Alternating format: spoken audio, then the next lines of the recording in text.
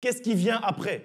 Maintenant qu'on a eu la victoire de Jéricho, maintenant qu'on sait qu'on marche en vainqueur, qu'on a récupéré tout ce qu'on devait récupérer dans Jéricho, maintenant que les murailles sont tombées, maintenant qu'on est entré dans la ville, on en a fait notre territoire, comme je l'ai dit tout à l'heure, on a pris tous les trésors. Quelle est maintenant la prochaine étape? Et j'ai beaucoup prié depuis le dimanche soir, lundi, mardi, tous les jours. J'ai beaucoup prié, je me suis posé justement des questions, j'ai posé des questions à Dieu. Et honnêtement, j'ai cherché et je m'attendais à recevoir quelque chose de spécial, quelque chose de particulier, quelque chose qui allait un peu être spécial, être étonnant en fait pour moi. Et jusqu'à vendredi, je priais pour ça. Et vendredi, en fait, j'ai entendu une phrase simple et je me dis mais non, ça ne peut pas être ça la réponse à ma prière. Et parfois, on est comme ça. On veut une réponse compliquée alors que la réponse est très simple. Et la réponse que j'ai reçue, c'est ce qui se passe après Jéricho, après la bataille de Jéricho, spirituellement parlant. C'est ce qui s'est passé également après la bataille de Jéricho, physiquement parlant. Et donc, en fait, c'est aussi simple que ça. Et la prise de Jéricho, elle se clôture avec Josué 6. Et donc, j'ai entendu quelque chose de simple, c'est-à-dire, après Josué 6, vient Josué 7. Et je vous ai dit, je cherchais un truc compliqué.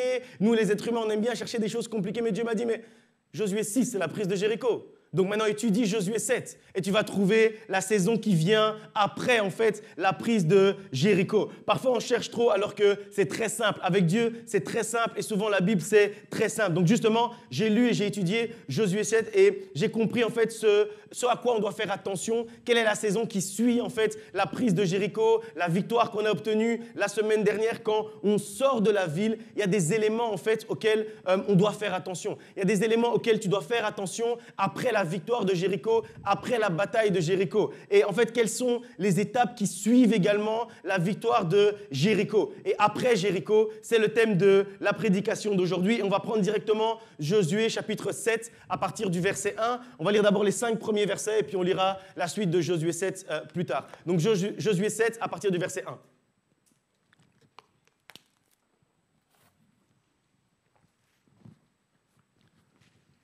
Josué 7, je lis à partir du verset 1 jusqu'au verset 5 dans un premier temps. Les enfants d'Israël commirent une infidélité au sujet des choses dévouées par interdit. Akan, fils de Carmi, fils de Zabdi, fils de Zérak, de la tribu de Juda, prit des choses dévouées par interdit et la colère de l'Éternel s'enflamma contre les enfants d'Israël. Josué envoya de Jéricho des hommes vers Haï, qui est près de Beth-Aven, à l'orient de Bethel. Il leur dit, montez et explorez le pays. Et ces hommes montèrent et explorèrent Haï. Ils revinrent auprès de Josué et lui dirent, il est inutile de faire marcher tout le peuple. 2 ou 3 000 hommes suffiront à battre Haï. Ne donne pas cette fatigue à tout le peuple, car ils sont en petit nombre. 3 000 hommes environ se mirent en marche, mais ils prirent la fuite devant les gens de Haï. Les gens d'Haï leur tuèrent environ 36 hommes. Ils les poursuivirent depuis la porte jusqu'à Shebarim et les battirent à la descente. Le peuple fut consterné et perdit courage. Au premier verset, en fait, on voit que les enfants d'Israël ont commis une infidélité à l'Éternel.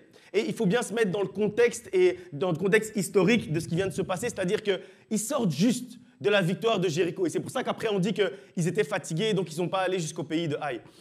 Ils sortent en fait juste de la victoire de Jéricho, de la bataille de Jéricho. Ils ont tourné 7 jours, ils ont poussé des cris de joie, ils ont obtenu la victoire. Et juste après, la Bible nous dit qu'ils commettent une infidélité. Ça veut dire qu'ils viennent de voir un grand miracle de la part de Dieu. Ils viennent d'avoir une grande victoire dans une bataille qui était compliquée. Ils viennent d'avoir une grande victoire et juste après, ils commettent une infidélité envers l'Éternel. Et malheureusement, souvent, nous aussi, les êtres humains, on est comme ça. Dieu nous donne quelque chose auquel on ne s'attendait même pas. Une victoire qui dépasse notre entendement. Une victoire, en fait, qui dépasse même nos espérances. Et juste après, comme le lendemain, directement on lui fait une infidélité. Qu'est-ce que ça veut dire? Ça veut dire que Dieu te donne un miracle aujourd'hui, ou Dieu t'a donné un miracle dimanche dernier, les murailles de Jéricho sont tombées, mardi l'intercession, je ne sais pas combien on était, mardi l'intercession tu ne viens pas. Parce que tu dis, mais non, dimanche j'ai déjà reçu ma victoire, donc pourquoi est-ce que je dois encore revenir le mardi? Ou alors, la semaine dernière, on était plus qu'aujourd'hui, la semaine dernière, non? La semaine dernière, on obtient la victoire. Dimanche prochain, oui, mais c'est bon. Maintenant, les murailles de Jéricho sont tombées. Est-ce que je dois encore persister?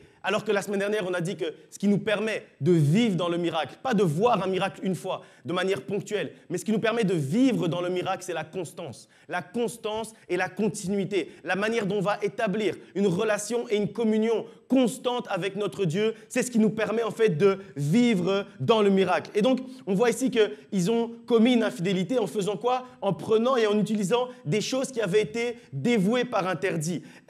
Donc, il faut se rappeler que des instructions de Dieu quand ils sont entrés dans Jéricho. Au moment où ils entrent dans Jéricho, on a lu la semaine dernière dans Josué 6, on se rappelle que l'Éternel va leur dire « Prenez tous les trésors, prenez tout ce qui a de la valeur, prenez tout ce qui a de la valeur, tous les trésors, et amenez-les dans le trésor de l'Éternel et partagez-les ensuite. » Et donc là, on peut se poser la question, mais pourquoi est-ce qu'ils ont agi comme ça? Qu'est-ce qu'ils ont encore été chercher dans les ruines de Jéricho, puisque tout ce qui avait de la valeur, ils pouvaient déjà le prendre. Donc, qu'est-ce qu'ils ont été prendre dans les ruines de Jéricho? Dieu leur a dit, prenez tous les trésors, prenez tous les biens précieux, tout ce qui est en or, tout ce qui est en argent. Alors, on peut se demander, pourquoi est-ce qu'ils sont partis encore chercher autre chose? Pourquoi, en fait, ils ont voulu être têtus et prendre des choses qui n'étaient pas précieuses? Puisque le corollaire de dire que Dieu leur a dit de prendre tout ce qui était précieux, ça veut dire que tout ce qui restait dans les ruines de Jéricho, c'était des choses qui n'étaient pas précieuses. C'était des choses qui n'avaient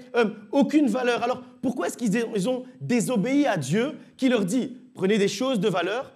Ils ont désobéi pour aller prendre des choses sans valeur et les sortir ensuite de Jéricho, tout en sachant bien, parce que Dieu leur avait dit dans Josué 6, il leur avait bien dit, toutes ces choses qu'on va laisser là-bas et qui n'ont pas de valeur, je les dévoue par interdit. Ça veut dire, je dis qu'ils sont interdites pour vous, vous n'en avez pas besoin, vous n'avez pas besoin de les toucher. Donc, tous les trésors leur sont permis, toutes les choses bonnes, toutes les choses de valeur leur sont permises, tout ce qui a de la valeur et tous les trésors de Jéricho, Dieu leur a dit de les prendre, de ne rien laisser derrière, mais eux, ils veulent ajouter des choses sans valeur et qui leur sont interdites. Et là, on se dit, mais l'être humain est compliqué. Ça veut dire, on rentre dans Jéricho la semaine dernière, on prend tous les trésors, on sort avec. Dans les ruines, ce qui reste en fait dans les ruines, c'est tout ce que tu as choisi de laisser derrière toi. Ça veut dire qu'on a dit, durant les 33 jours, qu'on détruisait la forteresse de la méchanceté, qu'on détruisait la forteresse du péché, la forteresse de l'impudicité, la forteresse des liens familiaux, la forteresse de la stérilité, la forteresse du célibat prolongé, etc. Tout ça, on a détruit tout ça. Et donc, qu'est-ce qui reste dans les ruines? C'est ça, en fait. Toutes ces choses qui sont dévouées par interdit. C'est tout ça, en fait. Toutes ces choses que Dieu ne veut pas que tu ailles récupérer dans les ruines de Jéricho. Et eux, les enfants d'Israël, ils vont dans les ruines de Jéricho et ils récupèrent ces choses-là qui sont dévouées par interdit et qui n'ont aucune valeur. Et donc, tous les trésors leur sont permis et eux, ils choisissent d'aller chercher quelque chose qui est sans valeur, des choses qui sont sans valeur. Alors, on comprend bien la fin du verset 1. Parce que moi-même, quand j'explique ça, je ne comprends pas trop. On comprend bien quand on dit « la colère de l'Éternel s'est enflammée sur eux ». Parce que moi aussi, je me serais énervé. Et moi aussi, ça m'énerve. C'est arrivé des milliers d'années auparavant, mais je n'arrive pas à comprendre et je ne comprends pas. Et ça m'énerve même ce que le peuple d'Israël a fait. On vous donne tout ce qui a de la valeur. Et vous allez chercher des ruines pour les ramener avec vous, sachant que c'est interdit, sachant que Dieu va s'enflammer, que la colère de Dieu va s'enflammer contre vous. Et malheureusement, trop souvent, nous aussi, on agit comme ça. Et quand je dis qu'on agit comme ça, c'est que en fait, on fait des choses qui n'ont aucun sens. Ça n'a aucun sens, mais souvent, c'est la manière dont on va agir aussi. Dieu nous fait gagner et remporter des victoires durant 33 jours. Et il nous a donné tous les trésors de Jéricho. On est sorti avec tous les trésors. Mais il y a des choses qu'on devait laisser derrière nous. Comme j'ai dit, la méchanceté, les mauvaises paroles, les querelles, les disputes, toutes ces choses, c'est des forteresses qu'on a détruites. Ça veut dire qu'elles sont dans les ruines de Jéricho. Il y a des choses, en fait, que les murs de Jéricho devaient engloutir dans notre vie pour qu'elle ne soit plus un frein pour nous, pour que ce ne soit plus une domination, une autorité dans notre vie. Et pourtant, on est parti les rechercher. Et quand je dis qu'on est parti les rechercher, c'est combien, je pose la question, combien d'entre nous, durant toute cette semaine, sont déjà retombés dans les choses qu'ils avaient choisi de laisser derrière eux durant ces 33 jours-là? Combien d'entre nous sont allés dans les ruines de Jéricho pour aller chercher un peu de méchanceté et dire un peu une parole méchante à quelqu'un durant la semaine? Combien d'entre nous sont partis rechercher un péché qu'ils avaient laissé dans les ruines de Jéricho durant les 33 jours et ils sont partis le rechercher durant cette semaine et ils ont commis encore la même erreur erreur, encore le même péché. Alors qu'on avait proclamé qu'on marchait, que c'était détruit, qu'on n'allait plus jamais y penser, plus jamais rentrer dans les mêmes erreurs. Et pourtant, durant cette semaine, beaucoup d'entre nous avons été recherchés, en fait, ce qui avait été dévoué par interdit durant les 33 jours. Et donc, on doit pas faire la même erreur que le peuple d'Israël. Si le peuple d'Israël l'a fait, c'est pour que nous, en fait, on ne puisse pas faire la même erreur. Il y a des agissements, des habitudes, des péchés dont tu as été délivré durant ces 33 jours-là. Et tu ne peux pas aller les rechercher parce qu'ils ont été dévoués par interdit, parce qu'ils ont été engloutis sous les murs de Jéricho. Et quand ça a été englouti sur les murs de Jéricho, tu ne peux plus aller les chercher dans les ruines. Alors ne retourne pas dans tes anciennes ruines. Ne retourne pas dans ce qui a déjà été détruit. Ne retourne pas dans ce pourquoi Dieu t'a déjà délivré. Ne retourne pas dans les anciennes ruines. Parce que toutes ces choses sont englouties et Dieu t'a déjà délivré tout ça. Donc ne va pas fouiller les ruines. Les ruines, en fait, c'est un peu comme des poubelles aussi. C'est un peu des déchets. Ne va pas dans tes anciennes poubelles rechercher ce de quoi Dieu t'a déjà délivré durant ces 33 jours-là. On doit avoir en fait en nous cette conviction, cette envie de ne plus retourner dans les ruines de Jéricho. Ne retourne pas dans Jéricho après avoir pris les trésors parce qu'il n'y a plus rien de bon à aller chercher dans Jéricho. Et parfois en fait, on s'imagine qu'il y a des choses qu'on peut aller chercher qui étaient encore bonnes quand même. Des choses qu'on a laissées derrière nous durant ces 33 jours. On dit, ouais, mais c'était peut-être pas si grave. Ce péché-là, il était quand même un peu bon. Mais en fait, cette manière de parler là, à ma sœur, à mon frère, oui, c'était quand même pour me défendre. Ça me faisait quand même du bien quand quelqu'un m'insulte, je l'insulte. Quelqu'un me frappe, je le frappe. C'était quand même bien finalement de pouvoir me défendre. Ne fais pas cette erreur-là, de retourner dans les ruines de Jéricho. Quand les ruines de Jéricho sont détruites, quand les murailles de Jéricho sont détruites, on ne doit pas retourner en fait dans nos anciennes poubelles, dans nos anciens déchets. Il y a des choses en fait qui ont été dévouées par interdit et qu'on doit laisser derrière nous. Il n'y a rien de bon dans les ruines de Jéricho. Dis un peu, il n'y a rien de bon dans les ruines de Jéricho. Il n'y a rien à aller chercher là-bas. Il n'y a plus rien de bon à aller chercher parce que la semaine dernière, qu'est-ce qu'on a dit? On a prié comme on a dit. On prend tout. On prend tout ce qui est précieux. Alors ne te retourne pas vers Jéricho. Ne te retourne pas sur ces 33 jours-là. Si Dieu t'a délivré d'une situation, ne te remets pas toi-même dans cette situation-là. Si Dieu t'a délivré d'un problème, ne te remets pas toi-même dans ce problème-là. Parce que sinon, tu retournes en fait dans les ruines. Et ce que ça génère à l'intérieur de Dieu, c'est que la colère de Dieu s'enflamme quand on fait ça. Parce qu'il ne comprend pas. Il se dit, mais on a prié 33 jours. Il avait le cœur sincère. Elle avait réellement envie d'être délivrée. Je lui ai donné sa délivrance. Elle est sortie du tombeau. Il est sorti du sépulcre, comme on l'a dit la semaine dernière. Et après, il retourne encore dans cet endroit-là. C'est bizarre. Et Lazare, même chose. Quand il est sorti du tombeau, est-ce qu'il est retourné après dire « Oui, mais les vêtements du mort, c'était quand même pas mal. C'était quand même chaud, c'était quand même blanc, c'était bien. » Non. Lazare n'est plus jamais retourné dans le tombeau. Il a vécu sa vie abondante que Dieu avait prévue pour lui. Et de la même manière, ne retourne pas dans le sépulcre quand Dieu t'a sorti du tombeau. Quand Dieu t'a sorti du tombeau, marche en nouveauté de vie. Marche avec la vie nouvelle. Avance, poursuis ta route vers la terre promise.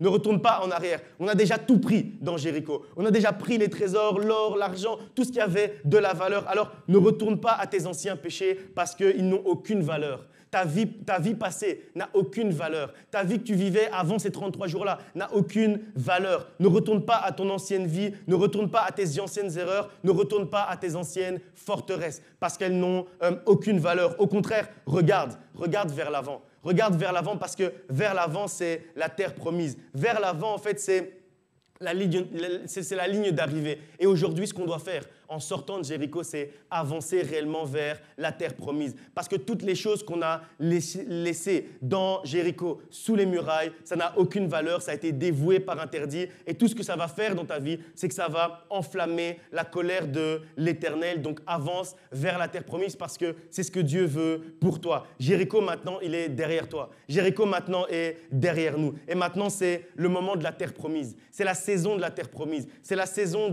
du pays où coule le lait et le miel. C'est la saison de faveur sur ta vie. Alors aujourd'hui, tu dois te tourner justement vers cette saison de faveur. Aujourd'hui, tu dois te tourner vers le pays où coule le lait et le miel. Au lieu de retourner dans les ruines et d'aller chercher, tourne-toi vers la terre promise. Quand on sort de Jéricho, il n'y a plus rien de bon dans Jéricho parce qu'on a tout pris, parce qu'on a dit la semaine dernière qu'on avait tout pris. Dis-toi un peu à l'intérieur de toi, il n'y a plus rien de bon dans Jéricho, on a déjà tout pris. On a déjà pris tous les trésors, on a déjà pris tout l'or, tout l'argent. C'est la première leçon. Je disais qu'il y avait 3 leçons. C'est la première leçon qu'on doit apprendre de la sortie de la période de Jéricho. Et ce qui vient après Jéricho, c'est qu'on ne doit plus y retourner. C'est qu'on ne doit plus retourner dans les ruines de Jéricho, mais qu'on doit entrer maintenant dans la saison de la terre promise. On doit entrer maintenant dans la période de la terre promise. Au verset 2, on voit que Josué a envoyé des éclaireurs. Donc après, ce que je viens de vous expliquer, c'est que l'Éternel a enflammé sa colère par rapport aux choses qui avaient été dévouées par interdit. Après ça, on dit qu'au verset 2, Josué a envoyé des éclaireurs. Quand on y réfléchit, il a fait exactement la même chose avec Jéricho. Il avait également envoyé des éclaireurs pour savoir comment est-ce qu'il devait attaquer la ville.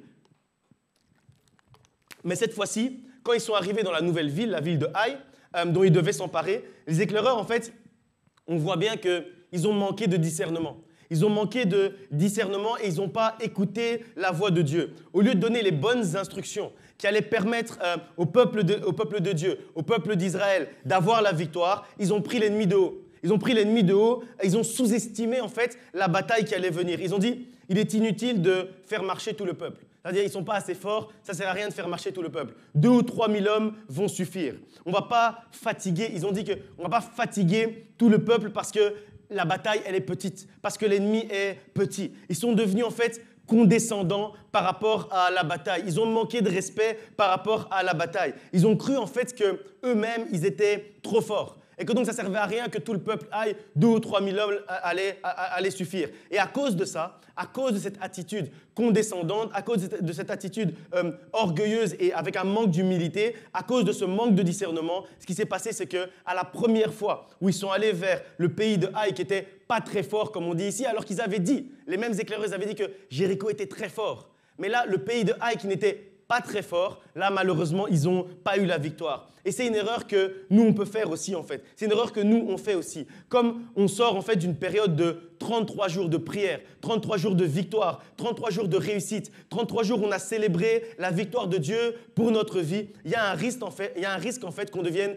condescendant, négligent par rapport en fait aux prochaines batailles qu'on va mener. Parce que quand on sort de Jéricho, on n'a pas dit qu'il n'y aurait plus de bataille. À aucun moment, on a dit qu'il n'y aurait plus de bataille qu'on devrait mener. Mais après Jéricho, il y a encore des batailles. Il y a encore des choses sur lesquelles que tu dois mener. Ça veut dire que tant que ta vie n'est pas terminée, il y a encore des batailles que tu dois mener. Ça veut dire qu'il y a encore des victoires devant toi. Il y a encore des victoires que tu dois aller saisir. Alors que la victoire de Jéricho ne te rende pas négligent. C'est ce que nous montre en fait ce passage. C'est que le peuple d'Israël, à cause de la victoire de Jéricho, ils sont devenus négligents et orgueilleux. Que la victoire de Jéricho qu'on a obtenue la semaine dernière ne te rende pas orgueilleux et négligent. Que la victoire de Jéricho ne te fasse pas perdre non plus ton discernement. Dans l'euphorie en fait de la victoire de Jéricho, il ne faut pas croire qu'on est fort. Il ne faut pas croire qu'on est devenu trop fort parce que c'est Dieu en fait qui nous a donné la victoire. Et quand on ne s'en remet pas à Dieu, de la même manière dont ils l'ont fait ici, la bataille qui était très très grande la semaine dernière et pour laquelle on a obtenu la victoire,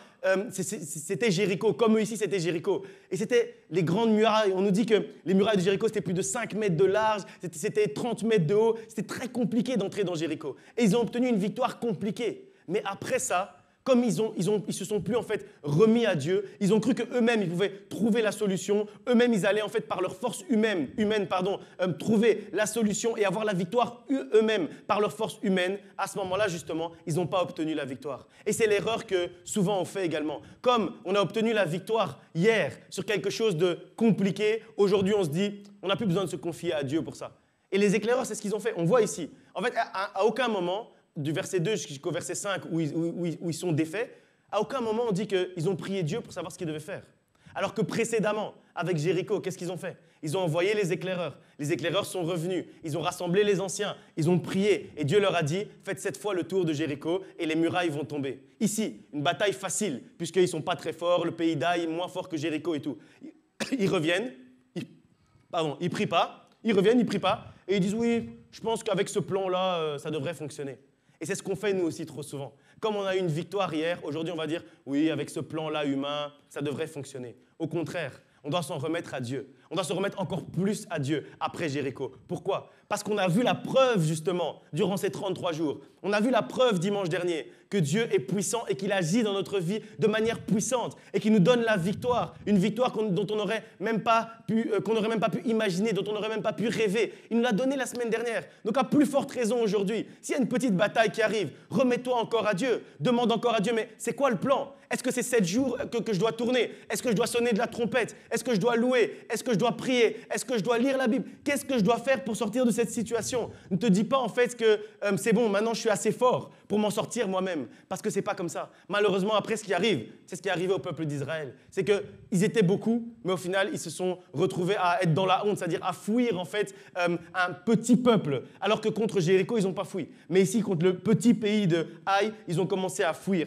Donc dans l'euphorie, il ne faut pas qu'on pense que nous-mêmes, on est forts. Il faut se dire non, je suis faible, mais avec Dieu, je suis fort. Si Dieu est à l'intérieur de moi, si le Dieu Tout-Puissant est à l'intérieur de moi, alors je suis fort. Les forteresses sont tombées, mais c'est Dieu qui a fait ce miracle-là. Durant les 33 jours, oui, les forteresses sont tombées. Mais ce n'est pas à cause de tes propres capacités. C'est parce que Dieu a agi que les forteresses sont tombées. Les forteresses sont tombées, mais c'est Dieu qui a réalisé ce miracle-là dans ta vie. Le peuple de Dieu, le peuple d'Israël a fait cette erreur de croire que la victoire venait d'eux-mêmes, de leurs actes, de la manière dont ils ont tourné, de la manière dont ils ont chanté, des bruits qui sortaient de leur bouche. Et donc alors, comme ils croyaient ça, alors ils ne s'en sont plus remis à la puissance de Dieu. Alors qu'en fait, ils auraient dû comprendre. Non.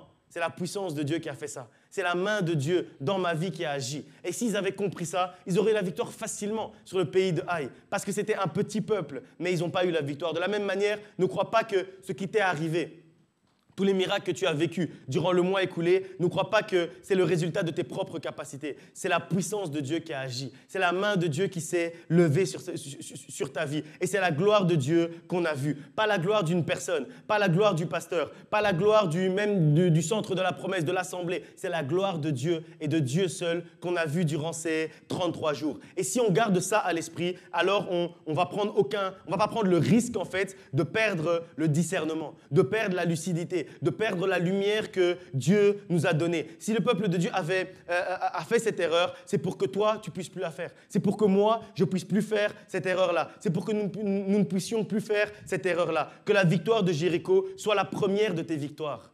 Et c'est ça, et c'est dommage. C'est dommage si, comme c'est arrivé ici au peuple d'Israël, il y a la victoire de Jéricho et après il y a la défaite de Haï.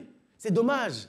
C'est dommage en fait que demain, tu vives une défaite parce que justement tu crois que c'est par ta propre force, par ta propre puissance. Alors que la victoire de Jéricho, ça doit être le déclenchement. Ça doit être le déclenchement, la première victoire. Et après, tu dois enchaîner avec une deuxième victoire. Et puis le lendemain, une troisième victoire. Et tu dois aller de gloire en gloire et de victoire en victoire. Tu dois commencer à marcher dans la victoire. En fait, la période de Jéricho, la victoire de Jéricho, ça doit en fait nous faire entrer en fait dans un état d'esprit de victoire. On doit devenir victorieux. Mais pour ça, il faut s'en remettre à Dieu et à Dieu seul. Jéricho, en fait, ce n'est pas le dernier combat du peuple d'Israël. Et de la même manière, ce n'est pas ton dernier combat. Mais Jéricho, ce n'est pas non plus la dernière victoire du peuple d'Israël. De la même manière, Jéricho, ce n'est pas ta dernière victoire. Peut-être que c'est la première victoire spirituelle que tu as obtenue, mais ce n'est pas la dernière. Ça veut dire demain, Dieu a prévu encore une victoire pour toi. Après-demain, Dieu a prévu encore une victoire pour toi. Dans une semaine, Dieu a prévu encore une victoire pour toi. Mais pour ça, tu dois te remettre à lui et à lui seul. Pour ça, tu dois lui demander comment est-ce que je dois faire, Seigneur. De la même manière dont on a posé la question. Si on a fait les 33 jours, c'est parce qu'on a posé la question à Dieu, Seigneur, comment on fait ? Seigneur, comment on fait pour détruire les forteresses dans l'église? Seigneur, comment on fait pour détruire les forteresses dans la vie de mon frère, dans la vie de ma sœur, dans la vie de chacun d'entre nous? Seigneur, comment on fait? Et après, il nous a répondu, faites comme ça, comme ça, comme ça. Faites 33 jours, renversez les forteresses, faites des veillées de prière, faites les 24 heures de louange et de prière, faites un séminaire. Et ça, il nous a répondu. Donc de la même manière, demain, s'il y a une difficulté qui arrive, ne va pas la fleur au fusil, mais ouais, c'est bon, 3000 hommes, c'est suffisant, on va aller, on va avoir la... Non, c'est pas comme ça. Tu ne vas pas avoir la victoire comme ça. Peut-être c'est dur ce que je suis en train de te dire, mais tu n'auras pas la victoire avec tes propres plans. Le seul plan qui peut te donner la victoire, c'est le plan de Dieu. La seule stratégie qui va te donner la victoire, c'est la stratégie de Dieu. La seule tactique qui va te donner la victoire dans ton prochain combat, c'est la tactique qui vient de Dieu. Alors ouvre tes oreilles spirituelles, discerne réellement et entends réellement la voix de Dieu parce qu'alors tu auras la victoire. Parce qu'il y aura encore des batailles, il y aura encore des combats, mais ça veut dire qu'il y aura encore des victoires.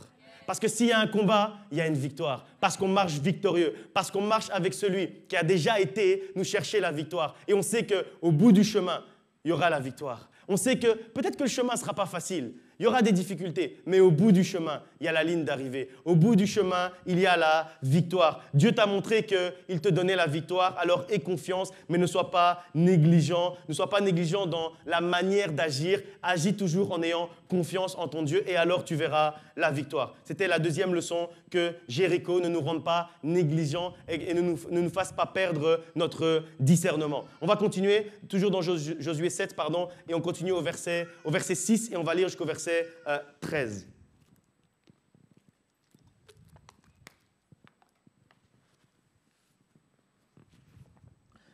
Josué déchira ses vêtements et se prosterna jusqu'au soir, le visage contre terre, devant l'arche de l'Éternel, lui et les anciens d'Israël, et ils se couvrirent la tête de poussière.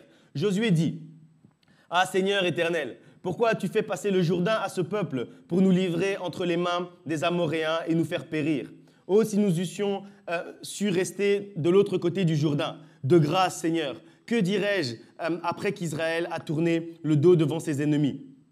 Les Cananéens et tous les habitants du pays la prendront. Ils nous envelopperont et ils feront disparaître notre nom de la terre. Et que feras-tu pour ton grand nom ? L'Éternel dit à Josué, « Lève-toi. Pourquoi restes-tu ainsi couché sur ton visage ? Israël a péché, ils ont transgressé mon alliance que je leur ai prescrite. Ils ont pris des choses dévouées par interdit. Ils les ont dérobées et ont dissimulées. Et ils les ont cachées parmi leurs bagages. Aussi, les enfants d'Israël ne peuvent-ils résister à leurs ennemis. Ils tourneront le dos devant leurs ennemis, car ils sont sous l'interdit. Je ne serai plus avec vous si vous ne détruisez pas l'interdit du milieu de vous. Lève-toi, sanctifie le peuple, tu diras, sanctifiez-vous pour demain, car ainsi parle l'Éternel, le Dieu d'Israël. Il y a de l'interdit au milieu de toi, Israël. Tu ne pourras résister à tes ennemis jusqu'à ce que vous ayez ôté l'interdit du milieu de vous. » Après la défaite de Haï contre Haï, Josué s'est plaint.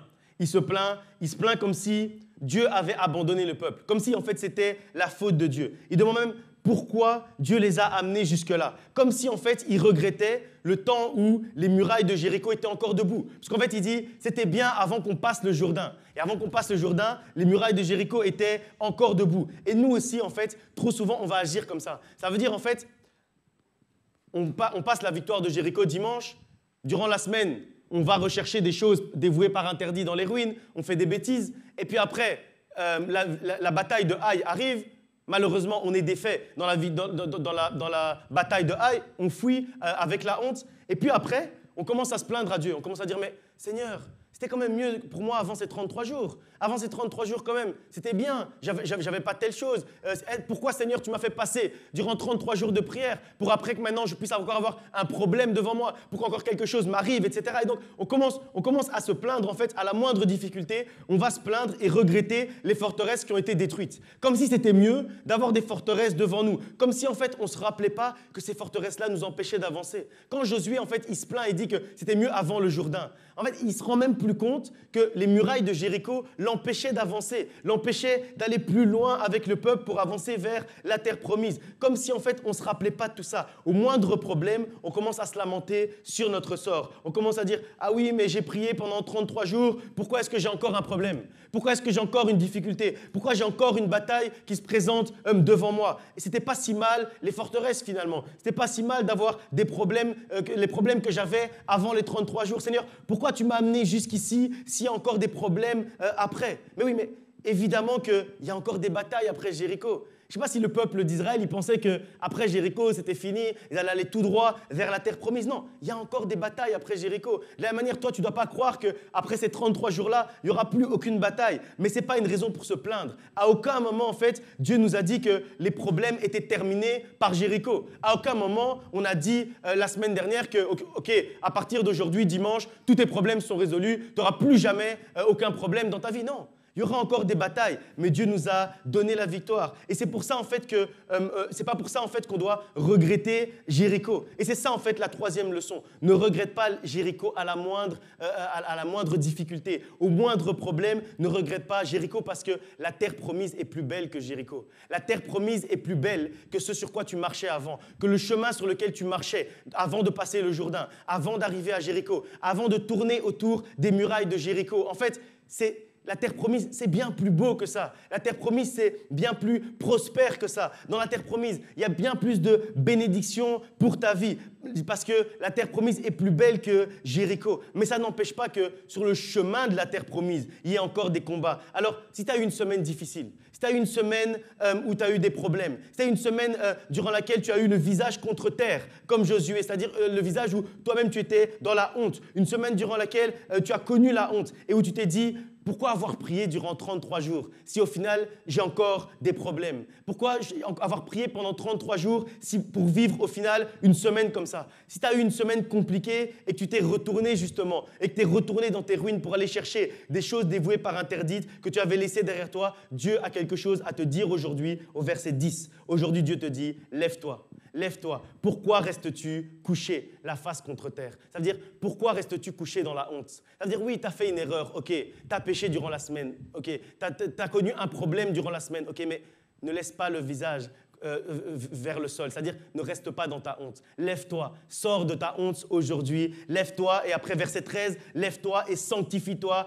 parce que Dieu va te donner la victoire. Ce passage, en fait, il nous fait penser au moment où Dieu va dire à son peuple, sanctifiez-vous parce que je vais faire une chose nouvelle demain, parce que je vais faire des prodiges au milieu de vous demain. Et là, il dit la même chose. Il dit en fait, lève-toi. Sanctifie le peuple parce que je vais faire des prodiges dans ta vie encore aujourd'hui. Et même après Jéricho, ça veut dire en fait que si tu as vécu une semaine difficile où tu t'es dit mais pourquoi ces 33 jours-là? Pourquoi est-ce qu'on a prié comme ça? Peut-être dimanche, tu es resté jusqu'à 16 heures pour prier. Et aujourd'hui, tu te dis mais pourquoi je suis resté jusqu'à 16 heures dimanche dernier? Lundi matin, il y a eu un problème. Lundi matin, il y a eu une difficulté. Aujourd'hui, Dieu te dit, le verset 10, il te dit lève-toi. Lève-toi, pourquoi restes-tu couché? Lève-toi, sanctifie-toi, parce que Dieu va te donner la victoire encore demain. Parce que Dieu va aller te chercher la victoire encore demain. Parce que Jéricho, ce n'était pas la dernière victoire. Jéricho, c'était la première victoire. Alors tu vas aller chercher encore de nouvelles victoires pour ta vie. Avant de conclure et de prier, on va lire encore deux passages. Josué 8, 1 à 2, et puis après 30 à 35. Josué 8, à partir du verset 1. L'Éternel dit à Josué, « Ne crains point et ne t'effraie point. Prends avec toi tous les gens de guerre. Lève-toi, monte contre Haï. Voici, je livre entre tes mains le roi d'Haï et son peuple, sa ville et son pays. Tu traiteras Haï et son roi comme tu as traité Jéricho et son roi. Seulement, vous garderez pour vous le butin et le bétail. Place une embuscade derrière la ville. » On passe et on avance jusqu'au verset 30. Là, on nous raconte comment ils ont eu la victoire. On va jusqu'au verset 30. « Alors Josué bâtit un autel à l'Éternel, le Dieu d'Israël, sur le mont Ébal. Comme Moïse, serviteur de l'Éternel, l'avait ordonné aux enfants d'Israël et comme il est écrit dans le livre de la loi de Moïse. C'était un autel de pierres brutes sur lesquelles on ne porta point le fer. Ils offrirent sur cet autel des holocaustes à l'Éternel et ils présentèrent des sacrifices d'action de grâce. Et là, Josué écrivit sur les pierres une copie de la loi que Moïse avait écrite devant les enfants d'Israël. Tout Israël, ses enfants, ses officiers et ses juges se tenaient des deux côtés de l'arche devant les sacrificateurs, les Lévites, qui portaient l'arche de l'alliance de l'Éternel. Les étrangers, comme les enfants d'Israël, étaient là, moitié du côté du mont Garizim, moitié du côté du mont Ébal, selon l'ordre qu'avait précédemment donné Moïse, serviteur de l'Éternel, de bénir le peuple d'Israël. Josué lut ensuite toutes les paroles de la loi, les bénédictions et les malédictions, suivant ce qui est écrit dans le livre de la loi. Il n'y eut rien de tout ce que Moïse avait prescrit que Josué ne lut en présence de tout le peuple d'Israël, des femmes et des enfants, et des étrangers qui marchaient au milieu d'eux. Quand Josué et le peuple, en fait, ils ont compris les trois leçons qu'on vient de citer juste avant, quand ils ont compris que il n'y avait rien de bon dans les ruines de Jéricho, c'est-à-dire ils ont laissé derrière eux toutes ces choses dévouées par interdit, ils se sont sanctifiés. Quand ils ont retrouvé le discernement, et ici on voit que clairement ils ont retrouvé le discernement parce qu'ils ont demandé à Dieu, Seigneur, comment on doit faire? Et Dieu leur a expliqué comment est-ce qu'il devait tendre une embuscade, tendre un piège au peuple de Haï. Il leur a expliqué et après ils ont eu quoi? Après ils ont eu la victoire. Quand ils ont retrouvé le discernement, ils ont placé leur confiance en Dieu. Ils ont arrêté de se lamenter et de se plaindre. Ils se sont levés et ils se sont sanctifiés. Ils se sont sanctifiés et Dieu leur a parlé, il leur a dit « Ne craignez point ». Après tout ça, il leur a dit « Ne craignez point et ne vous effrayez pas. Je vous livre Haï comme je vous ai livré Jéricho. Je te livre Haï comme je t'ai livré Jéricho. Vous aurez la victoire sur Haï comme vous l'avez eu également sur Jéricho. » Et c'est ce que Dieu, en fait, est en train de te dire à toi aussi aujourd'hui. Ne crains pas. Ne t'effraie pas. Dieu livre entre tes mains tes prochaines difficultés comme il t'a donné la victoire sur les problèmes que tu as surmontés durant ces 33 jours. Jéricho, en fait, c'était que le début.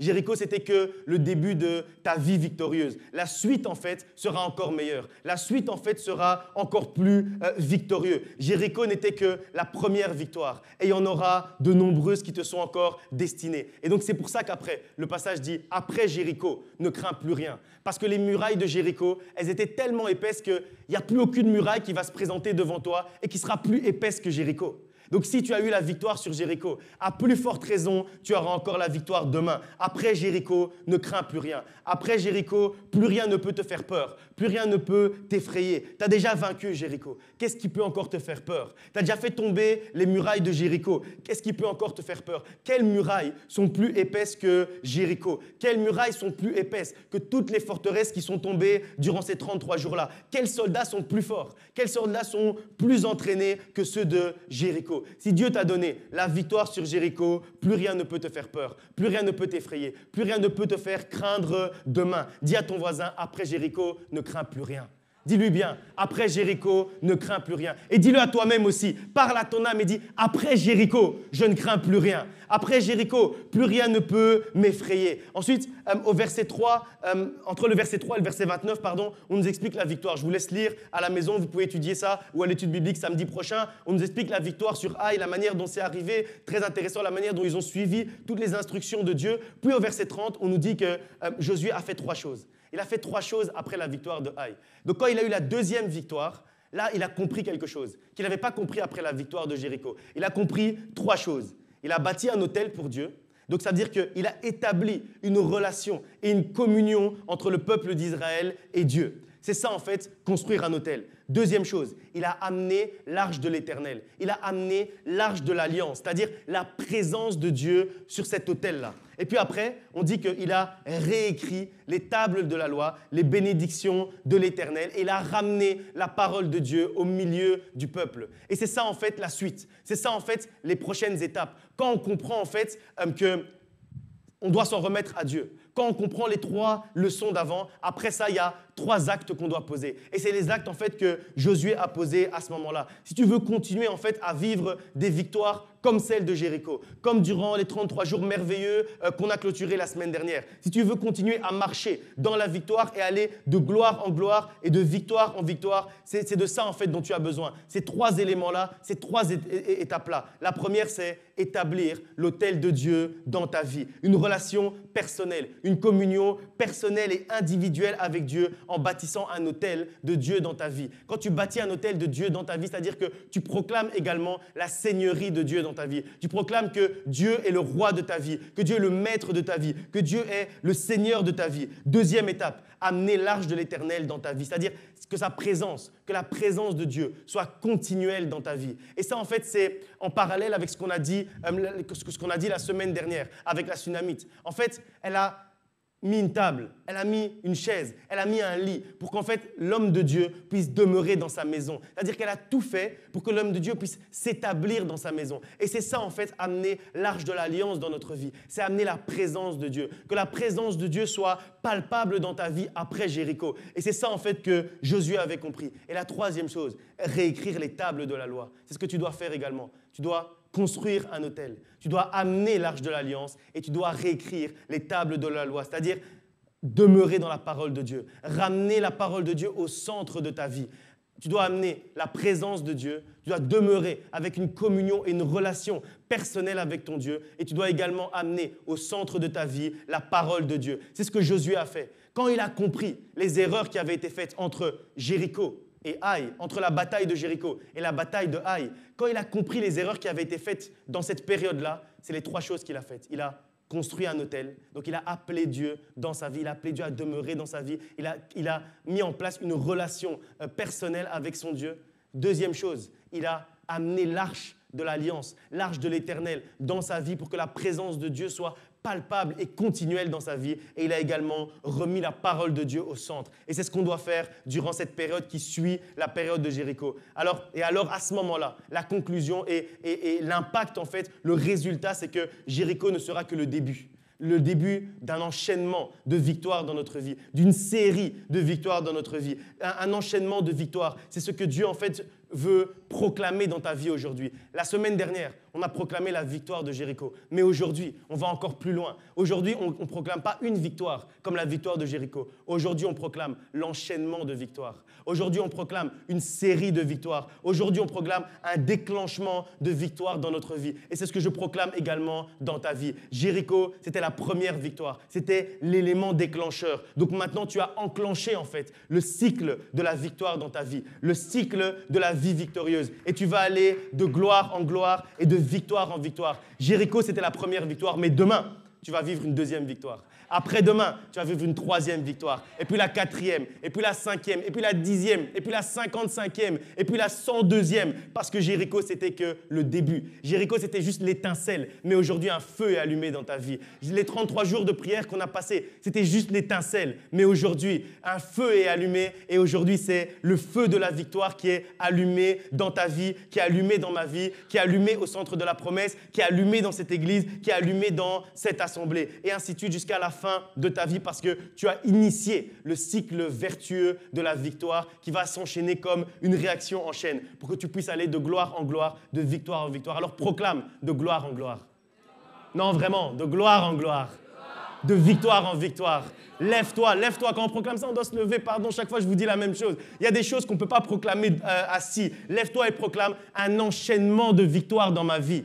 Une vie victorieuse. Dis bien un enchaînement de victoires. Dis bien un feu dévorant de la victoire. Que Jéricho, ce soit juste l'étincelle qui embrasse ta vie pour que tu puisses vivre réellement une vie victorieuse. Proclame, je marche de gloire en gloire et de victoire en victoire. Prions maintenant. Père éternel de gloire, nous approchons devant ton trône maintenant pour proclamer la victoire. Proclamer, Seigneur, que nous marchons de victoire en victoire et de gloire en gloire. Parce que, Seigneur, nous avons compris, Seigneur, que nous devons construire aujourd'hui un autel pour toi dans notre vie. Nous voulons, Seigneur, aujourd'hui construire l'autel pour que toi, Seigneur, tu puisses t'établir dans notre vie, pour que ta seigneurie puisse s'établir dans notre vie, pour que ta royauté puisse s'établir dans notre vie. Alors aujourd'hui, nous choisissons de construire un autel et d'y amener l'arche de l'Alliance et d'y amener l'arche de l'Éternel. Aujourd'hui, Seigneur, que l'arche de l'Éternel puisse être, Seigneur, au cœur de notre vie, puisse être, Seigneur, au centre de notre vie. Aujourd'hui, nous proclamons que nous allons réécrire les tables de la loi, que nous allons réécrire ta parole sur notre cœur. Aujourd'hui, Seigneur,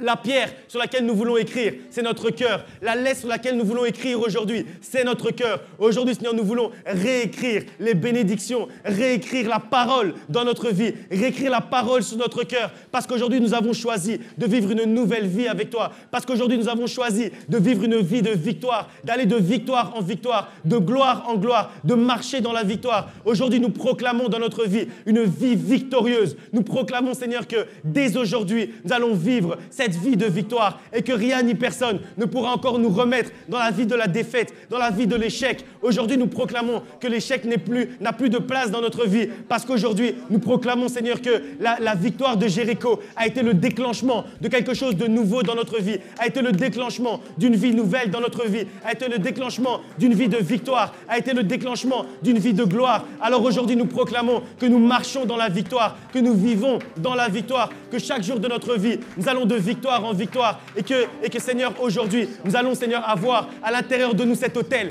Nous allons avoir, Seigneur, à l'intérieur de nous cette arche de l'Alliance. Aujourd'hui, Seigneur, que l'arche de l'Alliance ne puisse jamais quitter quelqu'un aujourd'hui. Que l'arche de l'Alliance ne puisse jamais quitter cet endroit aujourd'hui. Que l'arche de l'Alliance ne puisse jamais quitter le centre de la promesse. Que l'arche de l'Alliance ne puisse jamais quitter la vie de mon frère, la vie de ma sœur. Mais que l'arche de l'Alliance puisse être, Seigneur, constamment avec nous, continuellement avec nous. Que ce ne soit pas, Seigneur, une présence ponctuelle, mais que ce soit, Seigneur, une présence continuelle dans notre vie. Aujourd'hui, Seigneur, nous voulons, Seigneur, nous reconnecter à toi. Aujourd'hui, Seigneur, nous voulons, Seigneur, bâtir, Seigneur, un nouvel autel dans notre vie. Aujourd'hui, Seigneur, nous voulons que l'Arche de l'Alliance puisse demeurer dans notre vie. Et aujourd'hui, Seigneur, nous proclamons que ta parole est agissante, que ta parole agit dans notre vie. Alors, Seigneur, aujourd'hui, nous proclamons que nous allons aller de victoire en victoire, de gloire en gloire. Et nous proclamons aujourd'hui que nous entrons dans la terre promise. Nous proclamons aujourd'hui que nous entrons dans une saison de faveur, dans une saison où nous allons, Seigneur, voir devant nous le pays où coule le lait et le miel. Et nous allons avoir tout ce dont nous avons besoin. Nous allons avoir le lait, nous allons avoir le miel, nous allons avoir la manne, nous allons avoir tout ce dont nous avons besoin pour vivre et pour avancer. Parce qu'aujourd'hui, nous proclamons que la victoire de Jéricho n'était que l'enclenchement, n'était que la première étape, n'était que l'étincelle. Mais aujourd'hui, je proclame, Seigneur, qu'un feu dévorant s'est allumé dans la vie de chacun d'entre nous. Un feu dévorant s'est allumé aujourd'hui au centre de la promesse. Un feu dévorant s'est allumé aujourd'hui dans la vie de mon frère, dans la vie de ma sœur. Au nom de Jésus-Christ, nous avons ainsi prié. Dans le tombeau, Jésus est Seigneur.